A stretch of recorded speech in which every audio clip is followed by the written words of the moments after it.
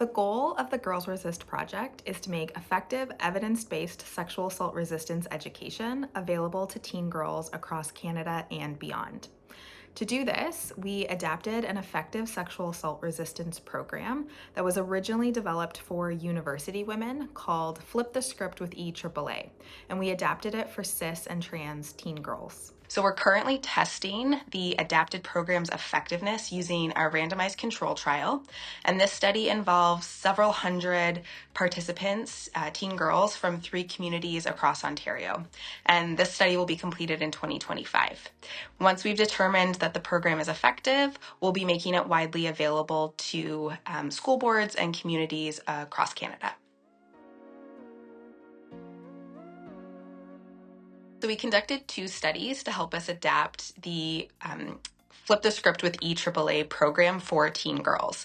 And in the first study, we had 34 participants. These were girls ages between 14 and 17 years old. They came from 4 diverse communities across Ontario, and they participated in focus groups to share their perspectives on relationships with boys and young men.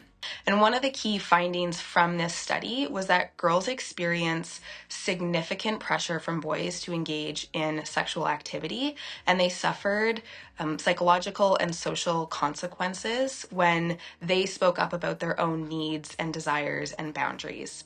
This study also really affirmed for us the need for better sexuality education, accessible resources for dating and sexual violence, and safer spaces for girls to talk about these issues. And then our second study in the adaptation process involved 63 girls, again, between the ages of 14 and 17 from those same 4 communities in Ontario. And they participated in a pilot version of Flip the Script with EAAA for teens. And so they completed a survey before and after they took the program. The survey looked at history of sexual assault victimization, attitudes about sexual violence. It also looked at their perceptions about their ability to resist sexual assault and the likelihood that they're at risk for sexual assault. And then they also participated in brief focus groups after taking each of the 4 units that are part of our program to give feedback on what they liked, what they didn't like, what changes they wanted to see, things like that. And so together, our 2 studies, plus our consultations with our community partners and our youth advisory committee, allowed us to fully adapt the program. Our teens and our youth also respond really well to the program. They love the activities, the games, the self-defense unit especially, and the energy from the facilitators. The girls have also told us that they're grateful for being able to talk about things that usually they aren't able to talk about.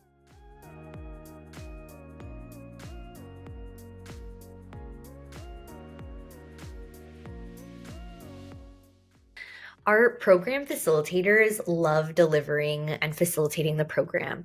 They love interacting with teens and learning about their views on relationships. And our facilitators have told us that they find the work really fulfilling. And at the same time, it can be overwhelming and exhausting since they're also students or they're working other jobs. From the start of our project, we've built in support structures into our team. For example, we offer our facilitators 3 fully covered therapy sessions by a therapist who knows the work we do. We've also built in an understanding, again, from the beginning when we hired everyone, that we're going to be there for each other when we feel tired or low. As many other people know who work in teen violence or in sexual violence, self-care for ourselves is critical to the success of our work. And so on our Girls Resist team, which includes research assistants, site coordinators, and program facilitators, we've really fostered a community of prioritizing our well-being together so that we can continue to do challenging work. One of the most important things that I think that we've learned across all of the research, both with the university women and with the teen girls, is just how important it is for girls to have a safe space where they can come together and talk about the issues that we're grappling with in our program, like sexuality and relationships and sexual violence and dating violence. We heard over and over again from our program participants that this was the first time that they had had an opportunity to sit down with other girls and also older peers through our facilitators and actually have these conversations, and just how valuable it was to them. The annual community of practice meeting that brings together all of the projects under our funding have not only been excellent learning opportunities, but they've also facilitated new relationships and networking between our team and the other teams. So because of the last community of practice meeting, we connected with a couple of other project teams to share knowledge and resources, and it's certainly enhanced our work, and I think that it's also enhanced the work of the other teams as well. We also use some resources in our participant resource list and kits and things that actually came from the community of practice. One of the ones we love is the National Youth Advisory Committee, or ENYAC. They've created tons of podcasts and posters and different things that we share with our teens, because it's by teens for teens, or by youth for youth. And we love that. And we think the teens really appreciate that perspective as well.